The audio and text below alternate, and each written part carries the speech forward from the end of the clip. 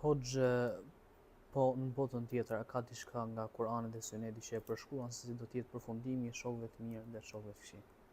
Patjetër, Allahu i lartësuar çfarë thot në Kur'an? El akhillau yawma idhin ba'duhum li ba'din adu illa al muttaqin.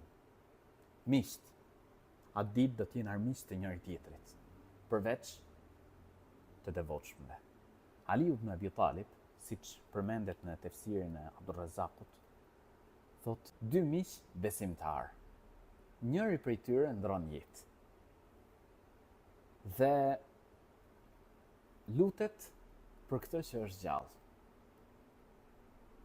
Pra njëri i mirë, shok i mirë, Zoti pra t'ja mundsoj të veproj vepra të mira pas meje, më ka nxit për punë të mira, që të bashkohem me të. Dhe të arrijë pra të jetë me mu në xhenet, fitojnë xhenetin. Dy miq jo besimtar. Njëri prej tyre ndron jetë. Shoku im, shok i keq, nxiste për punë të këqija. O Zot, mos ja mundso pra të pendohet. Të vazhdoj që ta gjej edhe ai dënimin që ka marrë unë.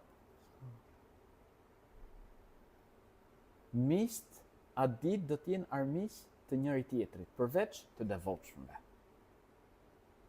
Prandaj besimtari duhet shoqërohet me njerëz të mirë.